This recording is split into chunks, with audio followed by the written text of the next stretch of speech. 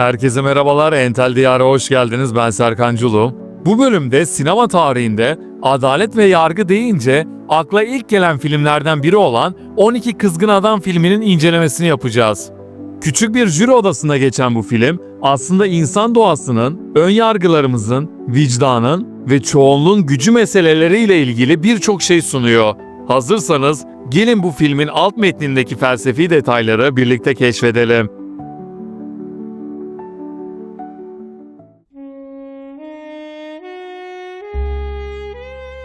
Hepimizin hayatında öyle anlar vardır ki sıradan gibi görünür ama aslında koca bir dünyanın yükünü sırtımıza bindirir. 12 Angry Men işte böyle başlıyor. Bir çocuğun hayatı üzerine karar vermek için bir araya gelen 12 adam, kapalı bir odanın içinde bir masanın etrafında buluşuyorlar. İlk bakışta her zaman yapılan rutin bir görev gibi duruyor. Ama aslında her birinin zihninde, ruhunda taşıdığı öfke, hayal kırıklığı ve eksiklik bu masaya sızıyor. Film bize daha ilk dakikada şunu hatırlatıyor. İnsan hiçbir zaman yalnızca gerçeklerle konuşmaz. Bir bebeğe isim verirken bile kendi hayatını, umutlarını, öfkelerini ve hayal kırıklıklarını karıştırır.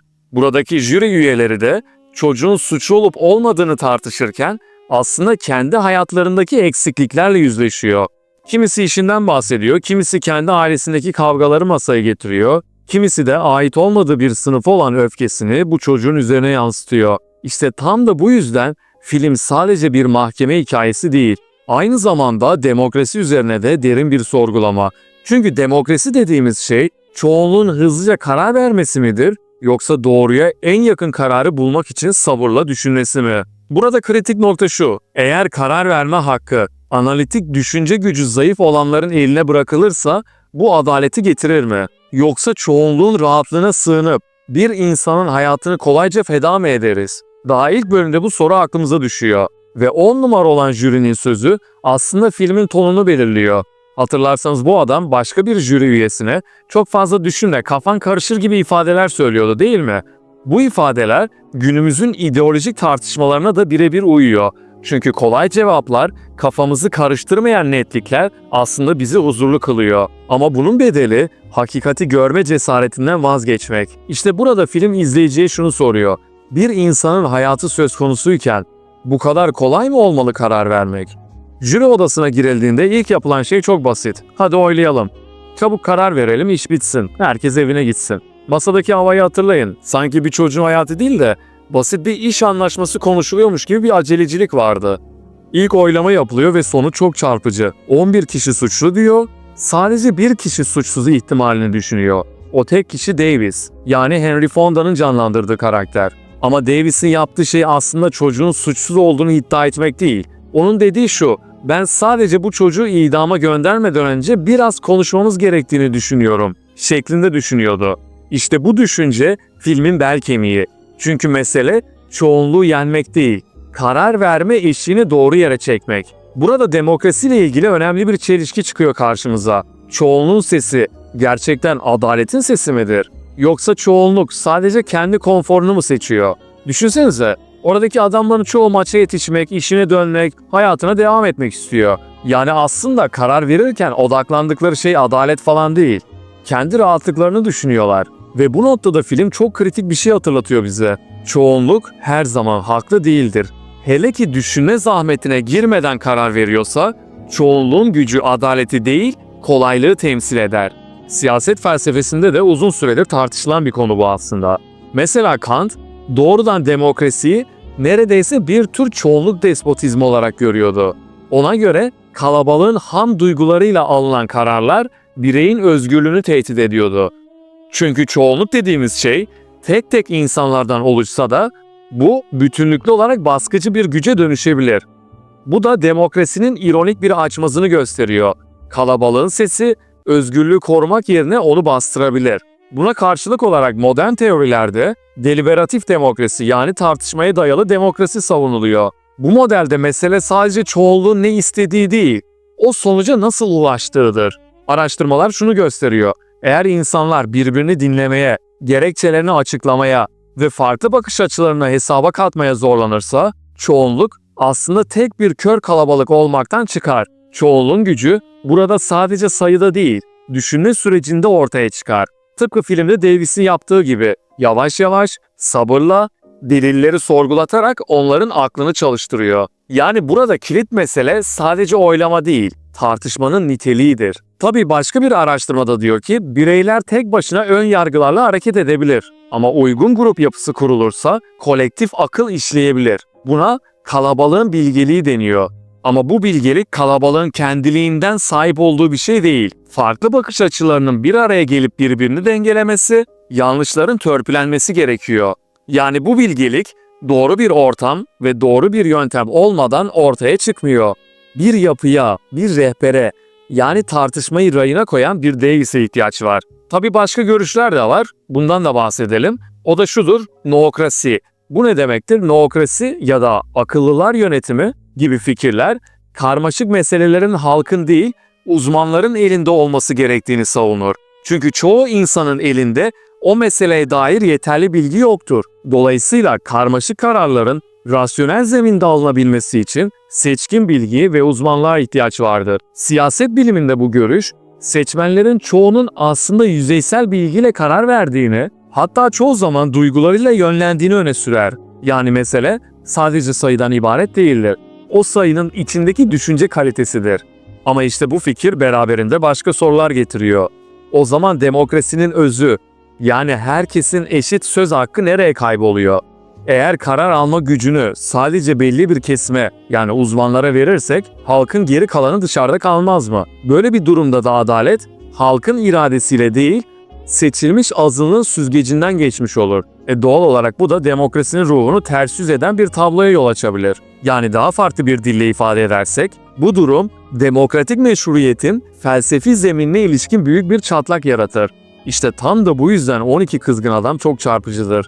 Bir jüri odasında küçük bir Amerika modelini görürüz. Kalabalığın içindeki ön yargılar, acelecilik, kişisel öfkeler her an masaya yayılır. Fakat aynı zamanda doğru sorularla ve sabırlı bir tartışmayla bu kalabalık dönüşebilir. Çoğunluğun kolaycılığıyla mı ilerleyeceğiz? Yoksa sabırlı bir tartışmanın adaletiyle mi? Ve film bize yine şunu gösteriyor: asıl mesele kalabalığın aklı değil, o kalabalığı nasıl düşündürttüğümüz. Değil mi? Devam edecek olursak, Davis burada yalnız kalıyordu ama sesini yükseltmiyor, kavga etmiyordu. Sadece diyor ki, tamam, çoğunluğunuz böyle düşünüyor ama ben bu kadar kolay emin olamıyorum. Konuşalım diyordu. İşte filmdeki bütün gerilimin tohumları bu anda atılıyor zaten. Fakat olması gereken de budur. Ve filmdeki bu sahne bizim hayatımız için de çok öğretici. Çünkü çoğunluğun hızına kapılmadan biraz yavaşlamayı, düşünmeyi, soru sormayı öğretiyor. Çoğu zaman hani hep olaylara fazla sorgulama, kafan karışır diye bakıyoruz ya da ideoloji bize bunu dayatıyor ya. Ama gerçek adalet biraz da kafamızın karışmasına izin vermekle başlar. Ayrıca demokrasiyle ilgili şu yönü de görmüş oluyoruz. Demokrasi sadece çoğunluğun dediğini yapmak değildir. Tek bir kişinin bile ben ikna olmadım deme hakkını savunabilmesidir. Filmin akışından devam edecek olursak, ilk oylamadan sonra Davis yalnız kalıyordu. Ama zaten işin güzelliği burada başlıyor dedik ya.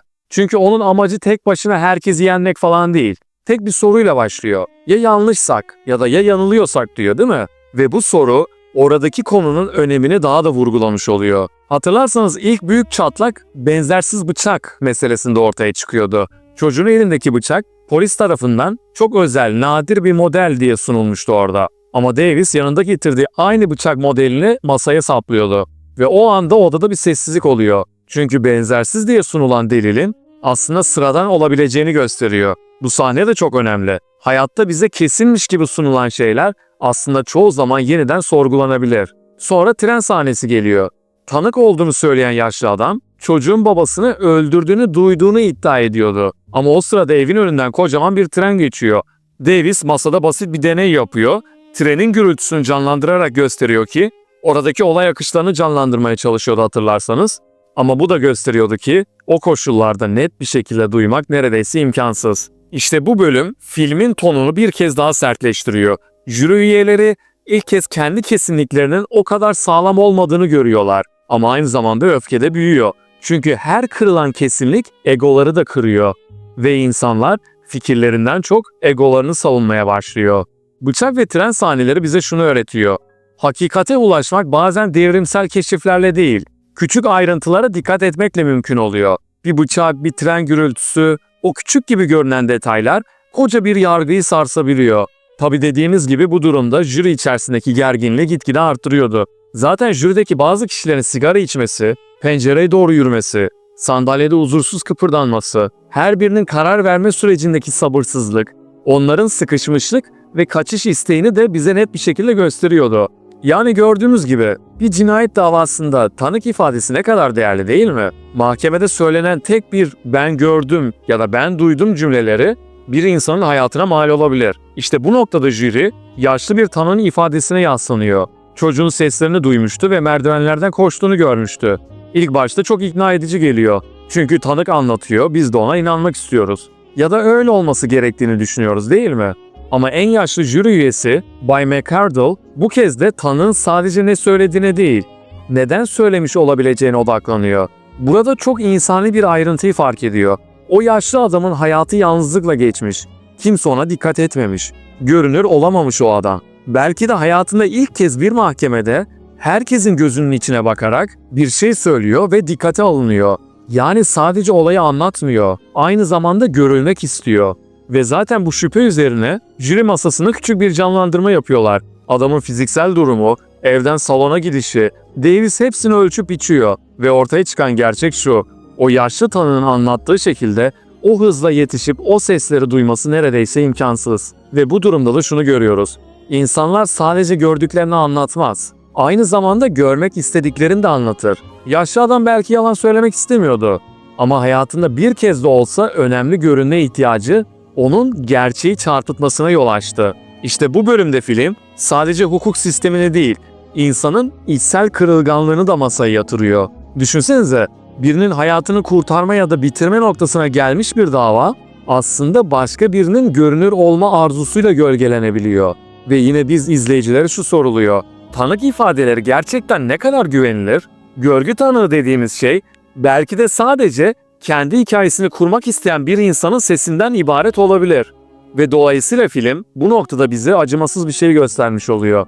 Adalet dediğimiz şey bazen sadece delillerle değil, insanların ruhundaki boşluklarla da sınanıyor. Devam edecek olursak, odaya ilk giren öfkeli tonun ilk gerçek patlaması şurada oluyordu. Birkaç jüri üyesinin hala hızlı bir çözüm, konfor ve iş bitsin gibi arayışları vardı, hatırlıyorsanız. Ve oradaki öfkeli adamın, yani 10. jürinin dilinde bir şey daha vardı: genelleme. Ne diyordu? Onlar varoşturlar diyordu değil mi? Tehlikelidirler, acımasızdırlar. O adamın kurduğu bu cümleler bireyi görünür kılmaz. Onu ait olduğu grubun bir örneğine indirger. Dolayısıyla bu bölümün iki katmanı var. İlki psikolojik katman. Burada öfkeli adamın öfkesi çoğunlukla kendi yaşadığı korkuların ve toplumun ona reva gördüğü hiyerarşinin bir yansımasıdır.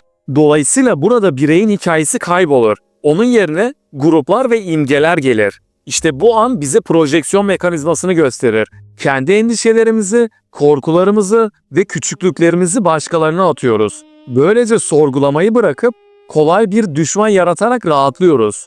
Jüri üyelerinin bazıları bu retoriğe sessizce katılır. Çünkü sessizlik sahip olunan ayrıcalığı ve konforu korur. Yani aslında bir tür paylaşılan sorumluluğun reddidir. İki katman var demiştik. Bir de bunun etik katmanı var. Bir insanın hayatı onun aidiyetinden çıkarılarak hüküm verilecek bir materyale dönüşürse adaletin özü zedelenir.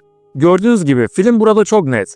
Toplumsal etiketler bireylerin kaderini çalar. Demokrasi çoğunluğun rahatlığına bırakıldığında adalet sağlayamaz. Çünkü çoğunluk kolay olanı seçme eğilimindedir. Ön yargılar sorgulanmadan kabul edilir. Filmdeki tüm bu sahneler sinematografik olarak da sertleştirilir. Bağıran kişinin yüzü, yakın plan çekimler, geri çekilmiş olanlar, rahatsız olmuş kişilerin yüzleri, kameranın konumu, öfkeli retorik ile iç çekişen vicdan arasındaki güç dengesini görselleştirir. Dolayısıyla bu açıdan da çok net görmüş oluruz. Bu bölümde jürideki 9'a 3 gibi ara oy durumları da görünür hale gelir. Çoğunluk hala baskındır ama şüphe giderek büyümeye başlar. Biraz daha ilerlediğimizde başka bir olay daha vardı. Tanıklık yapan bir kadın vardı, hatırlarsanız. Kadının tanıklık yaptığı bu sahne filmin en kırılgan ama aynı zamanda teknik açıdan en zekice kurulmuş anlardan biridir. Gözlüklü kadın, tabii ilk başta gözlük takmasıyla ilgili bir iddia yok. Sonradan fark ediliyor. Bu kadın pencereden olayları gördüğünü anlatıyordu, hatırlarsanız. Onun bu ifadesi mahkemenin delil setinin merkezine yerleşir. Fakat jürinin tartışması ilerledikçe işin özü değişmeye başlar. Davis bazı soruları gündeme getirirken asıl kritik ayrıntıyı 9 numaralı jüri olan yine yaşlı McArdle fark eder. Peki bu nasıl oluyordu? Bu adam başka bir jüri üyesinin burnunu ovuşturmasıyla bir şeye dikkat ediyordu. O da adamın burnundaki gözlük izleriydi. Bunlar sürekli gözlük takan insanlarda olur. Kadın mahkemede gözlük takmamıştı ve bununla ilgili teoride muhtemelen daha genç görünmek istemesiydi. Peki o zaman bu kadın gece uykusundan kalkıp aceleyle cama koştuğunda gözlüğünü takmış olabilir mi? İşte bu soru tanığın gördüm ifadesini tek hamlede şüphe altına alır. Görmek ile gerçekten görmek arasındaki o ince çizgiyi çarpıcı biçimde önümüze koyar. Çünkü görmek otomatik olarak doğru görmek değildir. Gözlüksüz bulanık görme ihtimali, evet yani bu bir teori ama güçlü bir teori değil mi? Ve aynı zamanda gece görüşü var. Pencereden gelen yansımalar, bunların hepsi o görüş algısını bozabilir. McArdle ve Davis bu tür detaylarla oynayarak görgü tanıklığının mutlak güvenilirliğini düşürür. Bu bir tür epistemolojik müdahaledir. Bilginin nasıl üretildiğini tartışmaya açmak. Yani burada tanık olan kadın samimi olabilir, yalan söylemiyor olabilir kendince. Ama dürtüsel olarak gördüğünü anlatma arzusu, hafızanın doldurucu doğasıyla birleştiğinde yanlış sonuçlara götürebilir. İnsan gördüğünü doğrulamak ister. Tanıklık bazen bir hikaye kurma eylemidir. Kendini inandırma veya bir olaya anlam katma çabasıdır. İşte bu yüzden bir dava büyük ölçüde tek bir görgü tanığına dayanıyorsa, o tanığın algı koşullarını çözmeden karar vermek tehlikelidir. Film bunu bize gösterirken hukuki değil, ahlaki bir soru sorar. Başkasının hayatı üzerine hüküm verirken gördüm diyen kişinin koşullarını sorgulamak bir zorunluluk değil midir? Sinemada bu an uzun, gerilimli bir yeniden canlandırmayla işlenir. İşte bu konu jüri arasında tartışıldığında masaya bir şüphe daha düşer. Jürinin birbirine olan gergince bakışları, gözlük detayı, basit ama etkili bir kırılma noktasıdır. Bir aksesuar yani bir detay, bir insanın hayatı için verilecek kararda nasıl bir değişiklik yaratabileceğini görüyoruz. Dolayısıyla da görgü tanıklığı kutsal değildir. Adalet, bu tür kutsalları sorgulama cesaretine sahip olmayı gerektirir.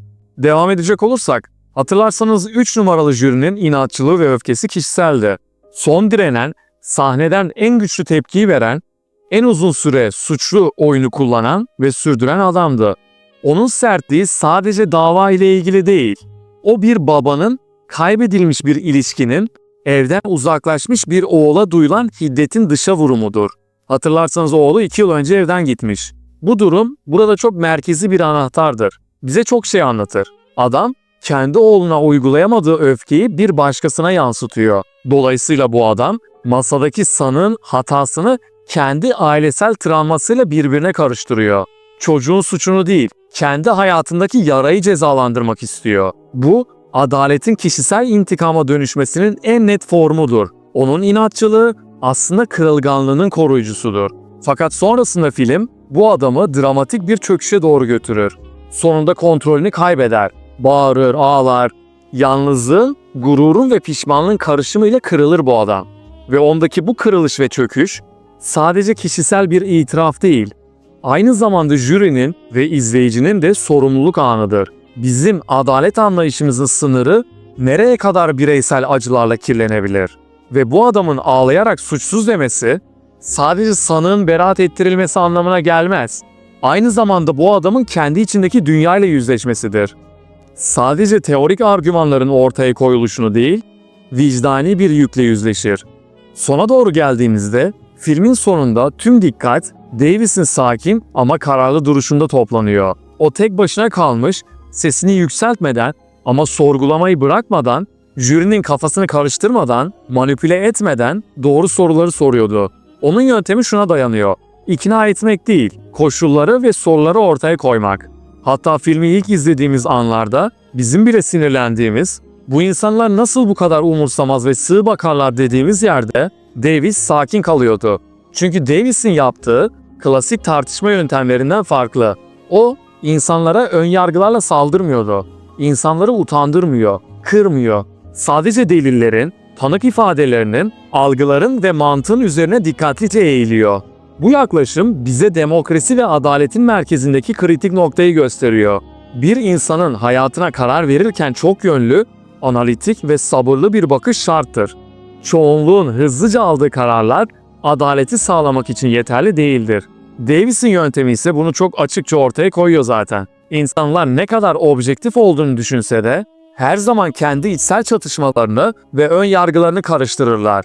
Bu da bize alt metin olarak şunu söylüyor: adalet ve demokrasi insan ruhunun kusurlarını hesaba katmadan mümkün olamaz. Dolayısıyla biraz daha toparlayacak olursak, film boyunca sürekli sorulan bir soru vardır. Çoğunluk her zaman haklı mıdır? İlk oylamada görüyoruz ki çoğunluk kolay yolu seçmiş, ön yargılarını ve konforunu adaletin önüne koymuştur. Davis sayesinde grup doğru kararı değil, doğru süreci anlamaya başlıyor. Sorgulamak, detaylara bakmak, insanın kırılganlığını ve yanılabilirliğini hesaba katmak. İşte tüm bunlar doğru süreci başlatıyordu. Fakat tüm bunlara da rağmen filmin sonunda çocuğun suçu ya da masumiyeti hala %100 net değil. İşte bu belirsizlik bize adaletin neden kolay olmadığını gösteriyor. İnsan hayatı kolayca yargılanamayacak kadar değerli ve karmaşıktır. Davis'in sakin duruşu, izleyiciye sabır ve derin düşünmenin önemini gösteriyor. Dolayısıyla burada filmin sadece bir dava hikayesi anlatmadığını çok net bir biçimde görüyoruz. Biz izleyicilere sorumluluk ve vicdanın öfke ve ön yargıdan daha güçlü olması gerektiğini öğretiyor.